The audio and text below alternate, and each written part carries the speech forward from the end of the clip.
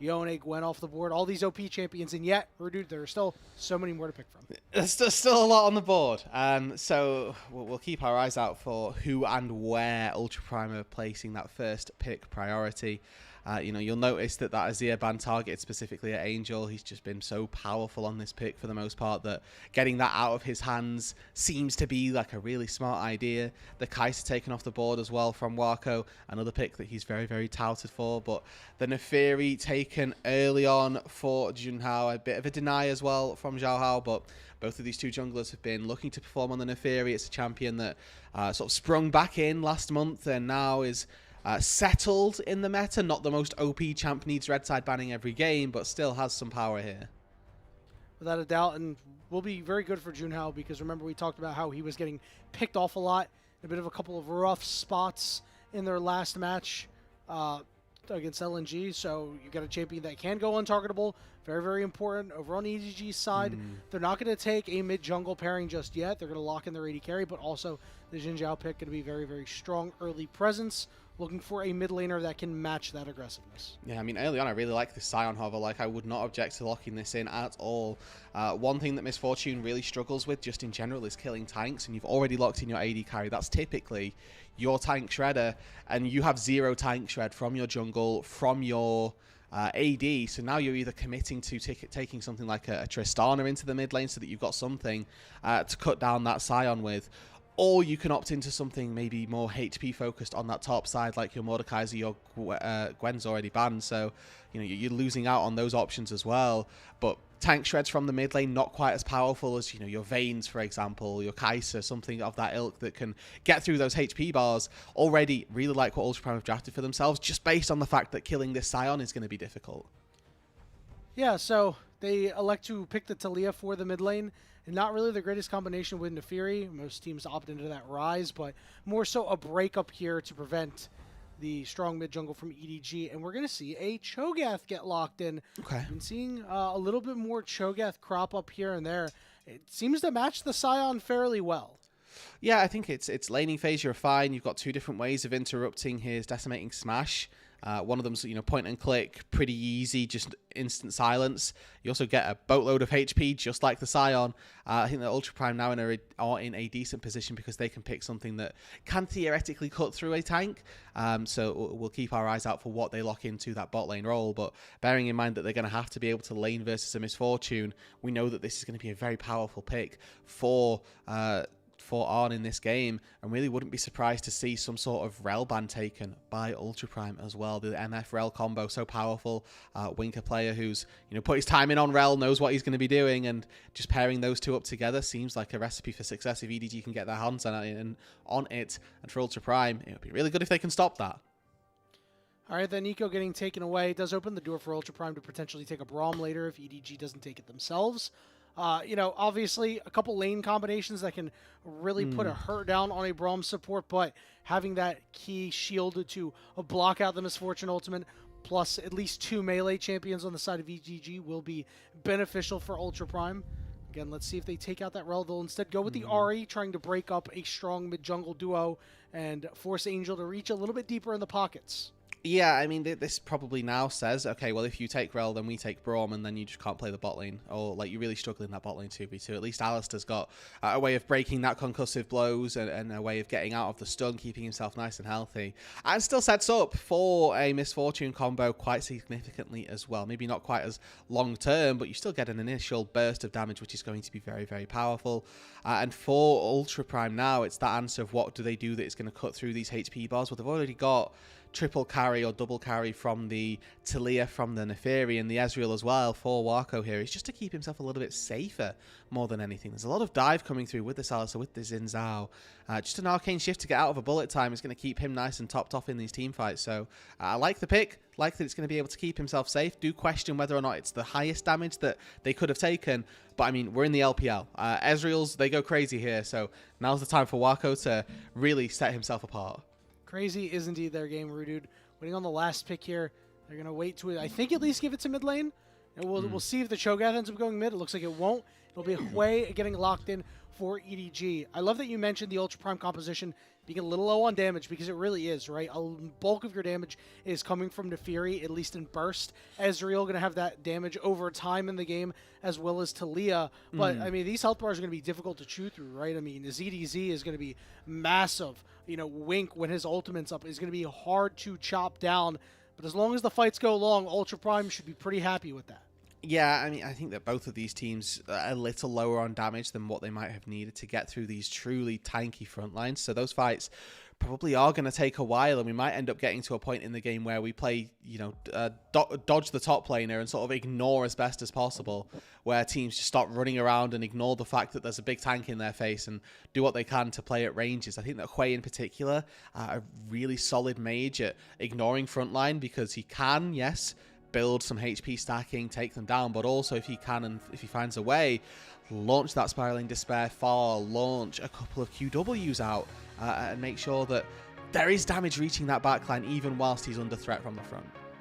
Yeah, a lot of zone control as well with that Hui ultimate, that Spiraling Despair. You know, and later on in the game, someone's a little too close to whoever gets hit by it, do a lot of damage. You want to spread that team out, be able to single out that target, hit with Spiraling Despair, or just take full control of a spot in the river, a spot on the map, to ensure that you're advancing your gameplay and getting picks and getting kills in order to get a win will be very important. EDG, Ultra Prime, getting ready, getting set for the first game of this best of 3. Remember how important this is for both of these teams. A loss here isn't going to damn any one of these teams, but it won't be good for Ultra Prime. Certainly won't, Yanni. And, you know, you're looking at this. There we go. You're looking at this from a perspective of OMG, right, who are already probably very much in the dirt, and hoping that with RNG sort of thinking the same thing. Well, we're EDG fans today. We need Ultra Prime to struggle, and we need Ultra Prime to probably stay on one win for either one of them to get out. So definitely a few more EDG fans in the room than maybe there have been in previous series if we've got fans of those two struggling Nirvana sides. But I do think that this early game as well, a little bit of emphasis on EDG to try and find some advantages. Just looking at how their damage scales into the mid and late game. They've got Hui, does very, very well. Potentially ZDZ as well can have a decent time of things. But looking at Misfortune, looking at Xin Zhao, those are two champs that are going to struggle. And now On and Wink trying to face check into the spot side to spot out Junhao.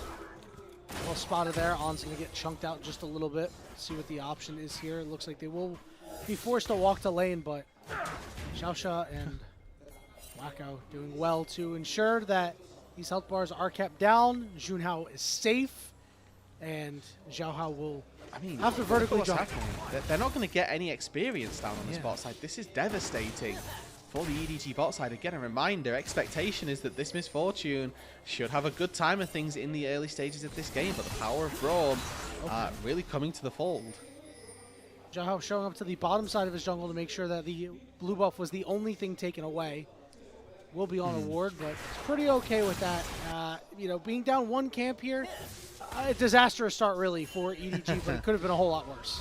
Yeah, I mean, the jungler, yes. The bot lane, like they've got very minimal experience. Looks like Wink was able to snipe away one melee creep, and this is the third wave now that's crashing down on that bot side. Xiaohao just throwing up the Unbreakable to deny even any form of gold going into their back pocket.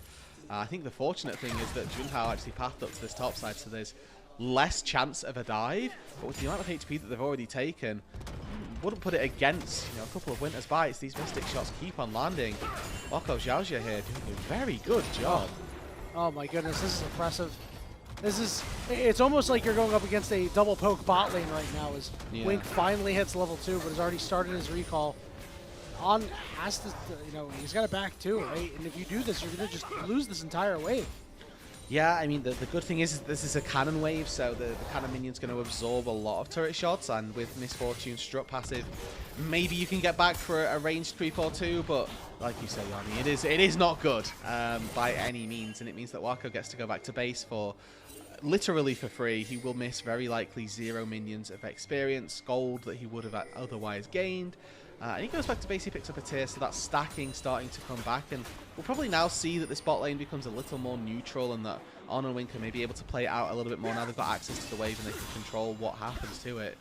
But knowing that Wako's going in and going out with tier, he's going to be quite happy, and it means that that early game power of the Misfortune has honestly just been removed and in its entirety.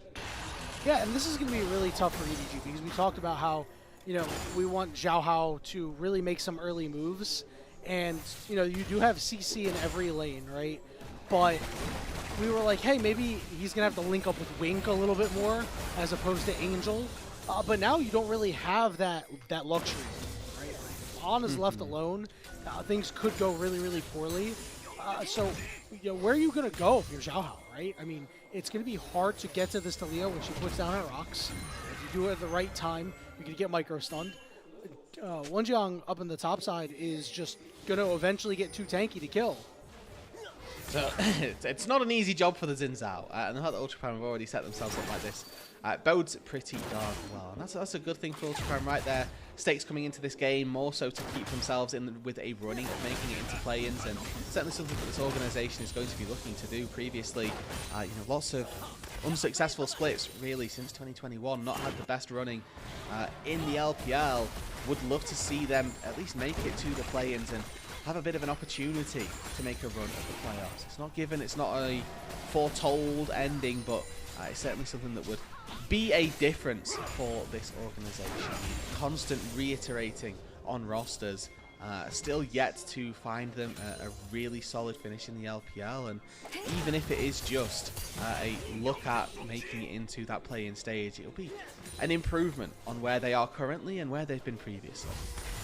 There was some pings headed onto the Dragon by EDG, but Xiaohao elected to go back up to that top side. Junhao on the other side, they had some pings on the Grubs. He's over on the top side. No recalls actually coming out from EDG. Looks like they faked those out. We'll see. It looks like Xiaohao is going to deploy near the mid lane. So Ultra Prime looking to get these Grubs. And for Zheng, looking to give him a good time and some alone time on these turrets later on potential. Looks like a move up to the Grub's going to be Junhao's plan, traded by Xiaohao, who's going to work towards this Dragon, and the bot lanes have already rotated. At the very least, I will say Wako has rotated up into the top side to give it a little bit of support. Looks like On and Wink doing the same thing, but with their jungler on the bot side of the map and supporting down there. And this now, I mean, gives a little bit of free time over to our support. You see Xiaohao and Wink moving into this mid lane, just flexing their muscles. Oh, I need to stack some minions, please. Let me get some gold onto my support item. And Wako actually leveled out on ZDZ right now. Oh man, that's got to kind of feel weird. You know, he misses all these mystic shots, but in the bottom lane, like On and Wink got hit by every single one. You know, ZDZ doesn't even have boots. He's just got the magic, right? Dodging, ducking, dipping, diving. Yeah, pure aura from ZDZ. he's just like, yeah, you know what, whatever, mate. No stress. Does nothing for me. Okay. Xiaohao just, again, flexing his muscles a little bit, and this is... oh wow, barrier popped by Arn here, just so he can stay in the lane. Maybe they don't have damage to kill this Scion, period. Doesn't matter if they bring 2. If they bring 3, maybe Angel can make something happen, but this is pretty awkward for EDG at present. Now the emphasis is on UP to make use of these Grubs, I think, right? They've got 3 of them so far. Let's start trying to hit onto some turrets. You can see an attempted swap return from EDG. You know, both their laners starting to recall at the same time, and immediately On and Wink move back out to this top side. ZDZ down to that bot lane, but might end up seeing Ultra Prime just translate or transition that into their own return swap and keep these really good laning assignments for themselves. Yeah, things looking pretty good for Ultra Prime. Your tier item champions are scaling up a little bit. And for EDG, this early power that we talked about, that we lauded, Xiaohao has not been able to do a thing. He's down in camps, On, down almost 20 CS, give or take. You know, Ultra Prime is totally happy to have the game continue going the way it is. Maybe get a couple more Grubs, maybe 4 or 5 Grubs is what you're aiming for, so that way when EDG has to rotate around to try to stop your Scion, you can really utilize your Weaver's Wall later on and pick off some people in rotation. And for me now, Yanni, actually the next thing that we need to be thinking about is, right, we've already highlighted this, looks really bad for EDG so far, but where is it going? Not awfully. For me, it's these solo laners, ZDZ, Angel, both doing pretty well for themselves. You highlighted this earlier, that Angel, been to Worlds, former runner-up of Worlds, third All-Pro last year, needs to have a performance, have a game on this way where he's actually performing for EDG, and so far in this Nirvana group has been one of those players that steps up for them when necessary. We need to see that from him again today, so it might not be going amazingly for them so far, but when we get into those random skirmishes that we so frequently see, it's going to need to be Angel. It's going to need to be this way, also stacking up on that tier, working his way toward the Archangels nice and early, that does come in and start dominating. He just hasn't really had an opportunity to move around, right? Sure, he's up in CS, but there hasn't been anything to do. You can't really get these fears off or anything like that. No Grim Visage to come out. No movements. Xiaohao looking to move in on this red buff. Let's have some backup coming through in just a moment here. Wink's on his way. Looks like Arn's got prio from mid lane as well. Okay. Nothing too crazy happening here. So they're just jockeying for position over on this red buff. And now it finally starts going down. It does eventually go over to Junhao. Okay. And it's just a lot of peacocking, I call that, right? Yes. Where you're just sort of, how much, what can I get away with here? What's possible? And turns out a red buff steal. That's what was possible, but it came at a cost, right? Like that entire time, ZDZ sort of walking around a little bit. There's a plate that at some stage has gone over to Wako, who's now 700 gold up over his counterpart. And again, the idea that this misfortune is down 700 gold versus an Ezreal Braum lane, one of those bot lanes that sometimes doesn't really do a whole lot. It's looking pretty bleak for Arn in particular.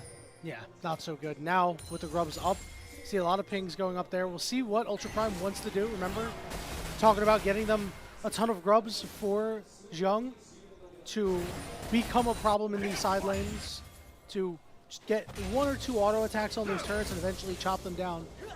Junhao is going to start up on these first. Xiaohao in the area at the very least. A lot of pings going down on to Wako. He's able to arcane shift away. Looks like it's just 3 grubs for Ultra Prime. Yeah, I mean, they probably won't look to take this dragon fight next, but it's, again, one of those things that is quite possible that they would look for just, 30 seconds time. They could maybe look for the double, right, where they take 6 grubs. They work their way into stealing away that second dragon. Normally, you will see these 2 drakes for 6 grubs trades happen, but at the minute, I'd actually like to see Ultra Prime leverage this early game advantage. And important to remind people that they're not necessarily bound by doing this. This isn't something that they're going to have to do. We have their composition scaling much, much better.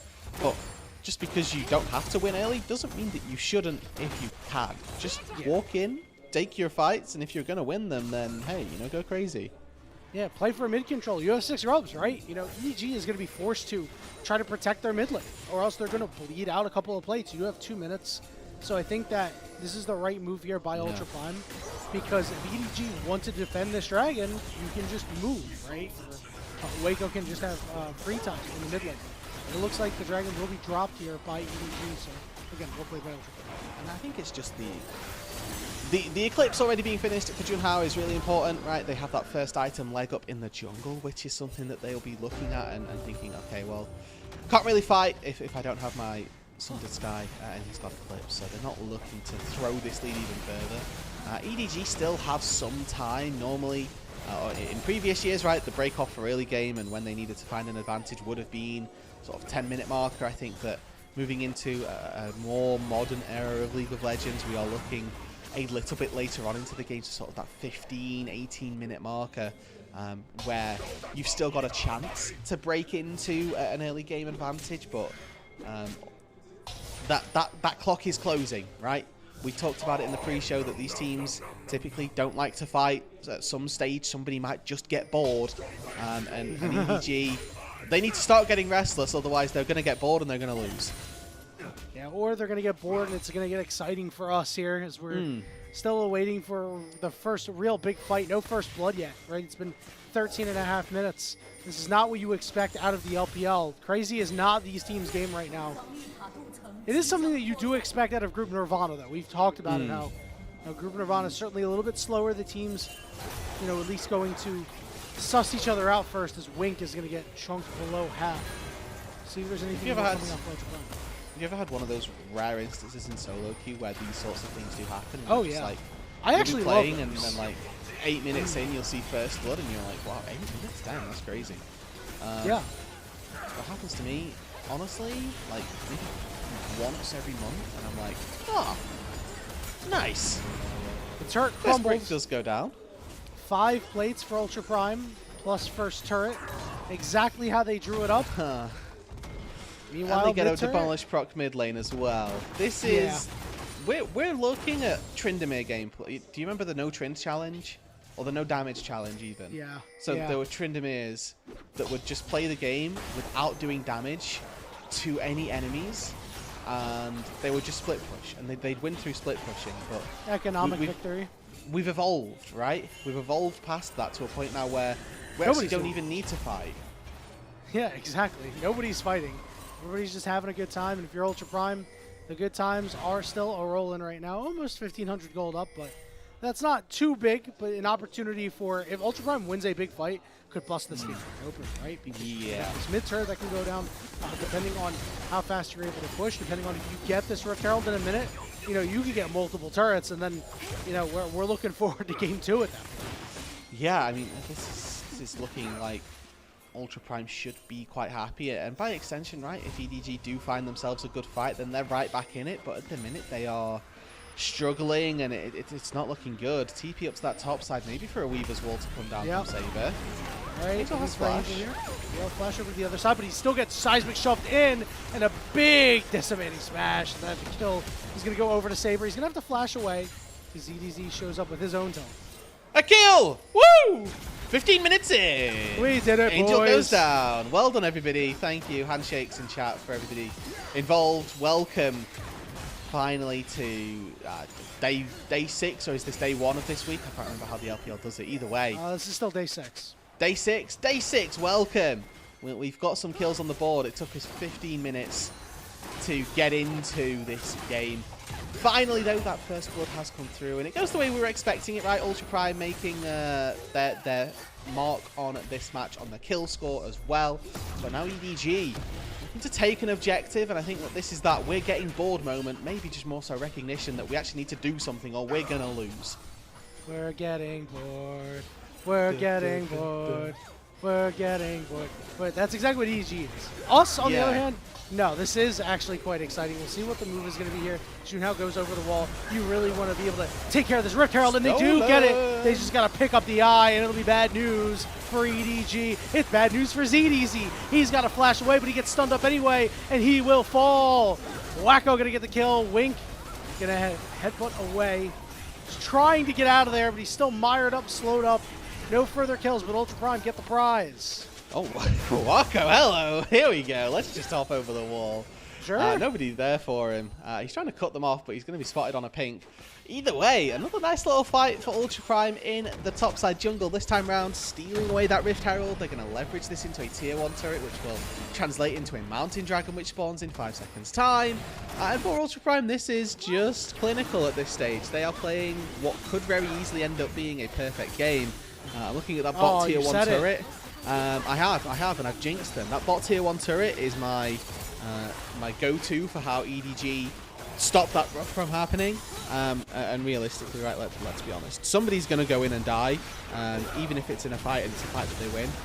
But stolen away, and maybe some miscommunication on whether or not they were going to use Feast, because a reminder, we should never be losing objectives when we've got Cho'Gath ulti in a fight. However, they did, and that's even more credit to Junhao for finding the window where he could smite in between Feast plus smite. I think ZDZ was out of range because Shelly was over the wall, maybe? Is he just a little too far away? Oh, yeah. I mean, but then it comes down to your communication as well. Yes. Both of you, Xiaohao and ZDZ, need to be talking to each other in these instances. Just a plan. These guys they're besties. What happened? Yeah. Hey, can you ult this? Yeah. Cool.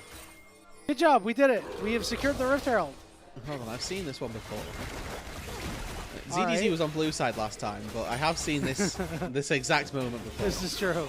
This is true. As Wink not really allowed in this jungle right now. Xiaohao showing up. EDG are getting bullied out of their bottom side right now. Ultra Prime putting a lot of emphasis on getting this bot tier 1. Remember, they have 6 grubs. Turrets are really no challenge for them. And Wako already hurts, right? Like, this is before the Merman has even been finished, and he's actually got the tier stacked up before he's built up the item, which just goes to show you that he's been pretty free to play and been free to do what he wants this time round. Maybe not got given the kills that might have snowballed into this Merman nice and early, but we see him tick over to that 19 minutes into this game, and with an Ezreal 2 items in, a 1.3k gold lead over his counterpart AD, who's a misfortune, who has already fallen off. This is looking like Ultra Prime should just be able to slowly coax their way into a Game 1 victory. And again, a reminder for why we don't quite like this EDG composition as it gets a little bit later on. Looking at their damage and how they take down a Scion in particular, through Locket, through having a Braum who's unbreakable in front of him. On and Xiaohao, they're just 2 champions that are going to fall off astronomically as we move later into the game. Looking at Angel's build path as well, it's not bad, but he's just so far behind. Was not able to go for Sorcerer's Shoes this game, so doesn't have that penetration to cut through some of the magic resist. Isn't really close to that second item yet either, and whilst it looks like it's going to be one of those damage over time items, which does do well versus tanks, it's so far away that he's not going to get there anytime soon, and by the time he makes it there, we're expecting the game to probably be over. And, you know, you got to give big credit over to Wako and Xiaohao, right? Because without them absolutely decimating On and Wink early on, maybe Xiaohao has a through line to play through. We were talking about, yes, this early impact out of the Junhao. He's 0-0-0. He's been playing Farming Simulator. This has been a cardio game for most of EDG, and it's because of that bot lane, because the mid lane is difficult to gank. The top lane is actually difficult to gank. You just never had an opportunity, and now it feels like for EDG, they need to wait for Ultra Prime to make a mistake, but Ultra Prime are taking it slow and steady. Yep, and that's just the way to go about it, right? If they wait another 7 minutes, they'll have a soul, probably, right? Like, sure. barring any disastrous plays.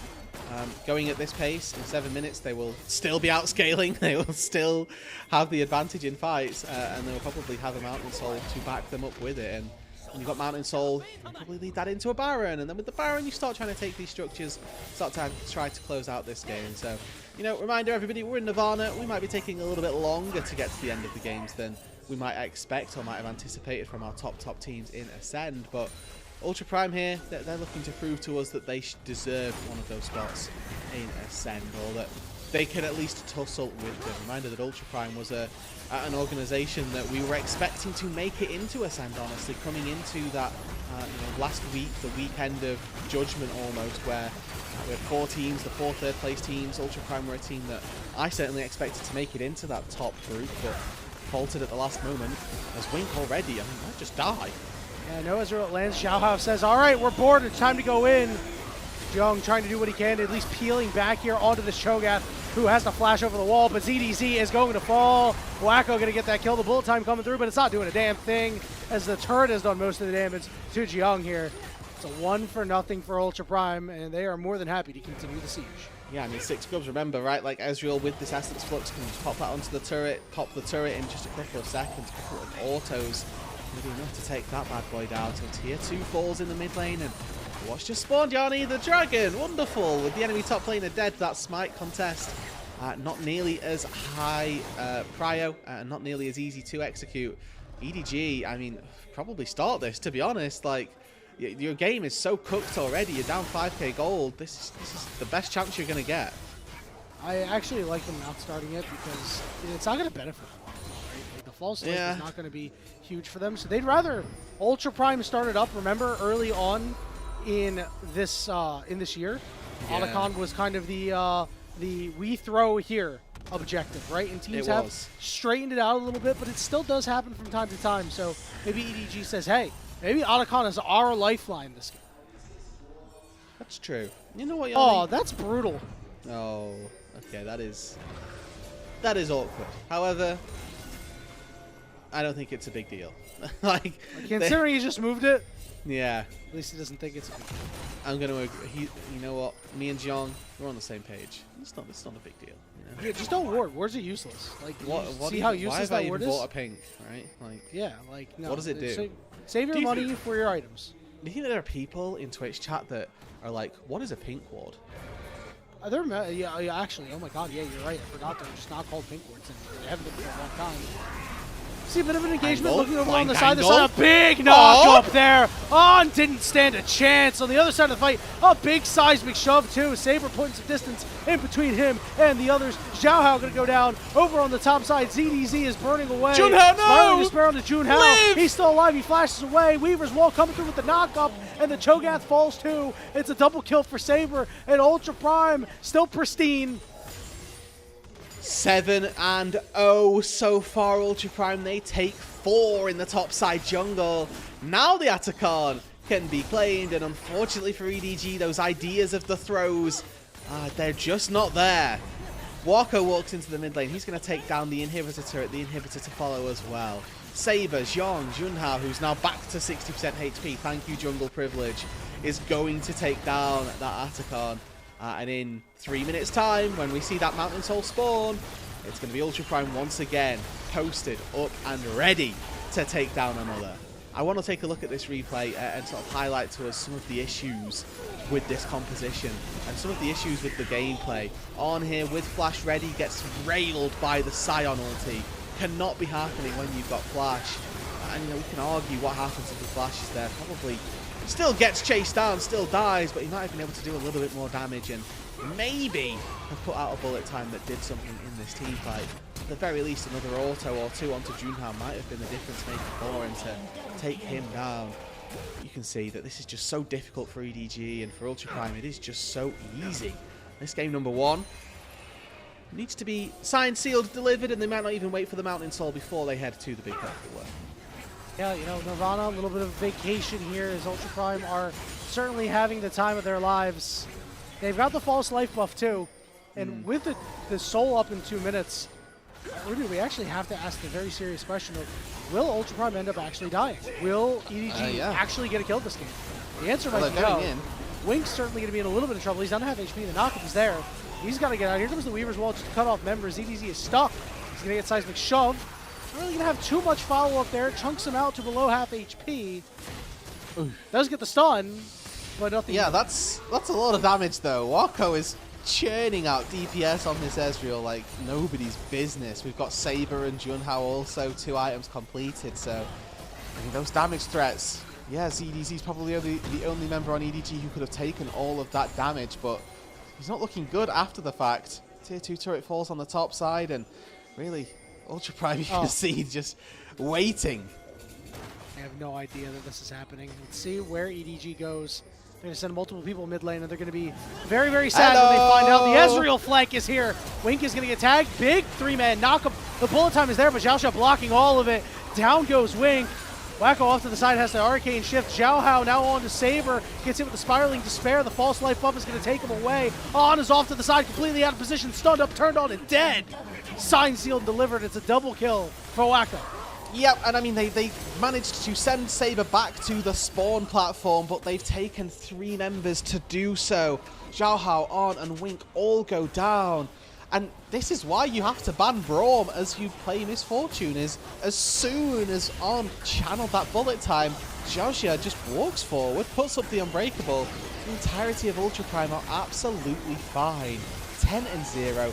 Baron now going their way. And really, for EDG, looking at game number 2 and thinking, what are we going to do to turn this around?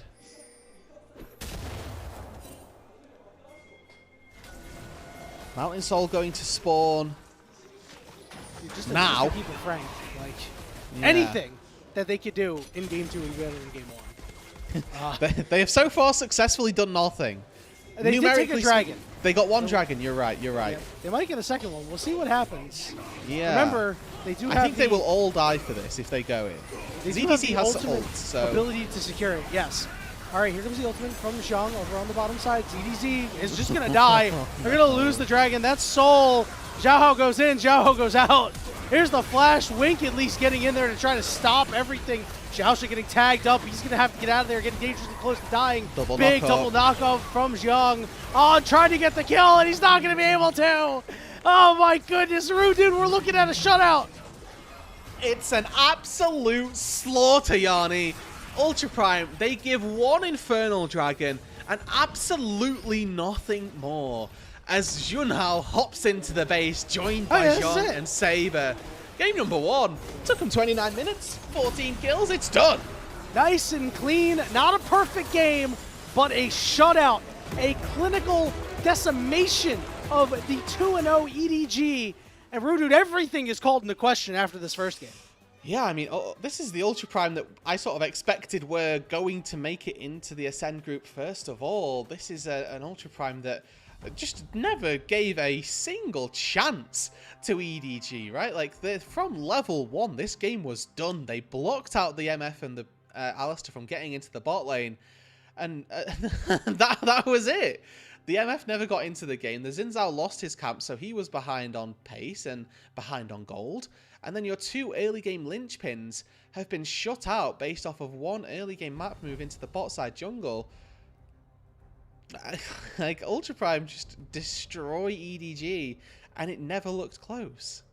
Yeah, well, we didn't see really anything to be, like, excited about, right? I mean, you pick the Hui, like, you go R5 Hui, right? Like, you counter pick. You're like, hey, our mid laner is going to get this pick. We're going to be super happy with it. Angel does nothing but, like, the entire team did cardio. Like, I hate to, like, I can't pick on just Angel because, like, the rest of the team also did nothing. And it's not like Hui is this champion that can just take over the game on his own. It does require some setup. So, you know what? I won't pick on Angel. Although I will say maybe it could have had a different champion to pair better with the Junhao. But everybody on EDZ deserves a tongue lashing for this. This was bad. Is EDZ losing that Rift Herald? I don't know how that happened. Like, this was a true group Nirvana game. And I think as well, this is one of those games where if we didn't have so many objectives on the map, it would have been a perfect game for Ultra Prime. But the expectation to take 6 grubs and both first 2 dragons, when somebody actually does that in the modern day, you know, power to them, because that is a massive feat to be able to do that. But it's hard. I mean, Ultra Prime stopped the second dragon going down. They were already that far ahead. They never gave up a single kill, a single turret, and just 1 dragon early game that they lost, which felt like the only transgression that we can really beseech them. So for Ultra Prime, game number 1 was as good as it gets. For game number 2, they're going to be on red side, so maybe it looks completely different. But, I mean, for the most part, Ultra Prime just, yeah, an absolute clinic. We will trade you 1 Infernal Dragon. In exchange, we will take everything else. EDG said, okay, that's fine. As you take a look at the damage charts, I mean, Wako, 30k damage. We talked about how, like, yeah, Ezreal will have extended damage over time. No, he just had plenty of damage throughout the entire game, right? Yeah, was 1k DPM, dispensing damage. Yeah, I was about to say. Dispensing damage. So now we got to talk about MVPs, and I mean, like, you know, sure, the setup was there for Ultra Prime. A lot of players did a lot of things, but, like, I don't see how you can't give it to the Ezreal, man. No, yeah, I think it's probably pretty cut and dry that it is just the Ezreal. I think looking at the kill participation on the right kind of speaks to how much of a team game this actually ended up being, where the majority of people are like 80%. Teacher, question. Sir, go ahead. If you don't have any kills, do you have 100% kill participation? No, because you can't divide by zero. You can't divide 0, sir. Well, I know you can't divide 0, but like. Yeah, if there's nothing to give, Yanni, if I give you no cake, do you have 100% of cake? I have 100% of no cake. No, so you have nothing. Is what I'm hearing. You have nothing, and that's exactly. No, I have 100% of no cake. No. I'm an optimist. I'm afraid not. I'm afraid the stats do not work that way. That is not how math works. The stats do lie sometimes. They don't lie here. Numbers never lie here. Oh, hold on. The numbers can definitely mislead. I have been guilty on multiple occasions using numbers to further a narrative on a cast before. That's true. I will fully admit that. But yeah, no memery, no lies here. EDG were unable to get a kill. This makes sense, but Scion ulti running into you and dealing 500 damage does feel feels bad. Yeah, I know, it really does. That was a lot. Just getting headbutted by a tank for just so much damage. Now, like, I don't play a whole lot of Sion. I will admit. So I'm gonna sound like I don't know what I'm talking. Is this supposed to do that much damage? It's like, what did he have that really caused that much to happen? I mean, like, I know he's hitting a squishy target, so like obviously you're gonna see more of that impact there. I have certainly seen. I have the theory behind it. I would say. Left. I love our prod. I love prod. I love prod. The cake is half full. I fear. The theory behind what I would say for the Sion ulti dealing a bajillion damage is that it's typically going to be quite hard to hit. It is fairly simple to dodge if you have terrain by you. So, and also it's worth saying there's a great big mammoth sound that blares down your speakers when he starts channeling it. So it's not like you're not warned. Oh, it's based on channel time. I forgot. That's why. Oh, he barely went anywhere. He channeled it for a little bit. He had it for a little bit. A little bit. Not too much. I don't know. So what level was he, right? Skeptical. Well, I'm trying to think of what level he was in that fight, so it's going to be like... Probably rank 2. Yeah, probably rank 2, so that's 300 minimum. Yeah. So you get a little bit more based off the scaling. 40% bonus AD, not going to do a whole lot, but Misfortune, not a champion known for her armor scaling, No, so, that's true. A big reason why took the brunt of the damage. And On, it's probably like, damn, maybe I should have flashed that. Yeah. Again, I will say in On's very small defense that he flashes, he probably still dies and wanted to keep it for something that would have been more important. But finally, there's our confirmation. Player of the game, to absolutely nobody's surprise, Wako, the 1k DPM Ezreal takes it. Yippee, he did it. Yeah, as you said, 2-0-1 surprise, right? That was a really, really nice Ezreal game. If all of your Ezreal games could go like that, I'm sure you would be very, very happy, as certainly put in a lot of work. Zhang had 100% of the fan votes as well. Little note there at the bottom from production, so... Oh, well, you know what? Good for him. Good for him. So, before we cut it away to a break, we want to tell everybody about how grateful we are to our Coffee and our YouTube subscribers who help us level up the show. A lot of our initial payments go to upgrading the broadcast, but a huge bulk of them goes to paying on-air talent and our content creators. If you subscribe to the Coffee, it'll be linked in the chat. You can unlock perks like early access to content, the ability to ask interview questions for our unique on-site interviews as well. Those are obviously really, really cool. We always love unique on-site interviews. But with that, we are going to go take a short break. And when we return, we might even show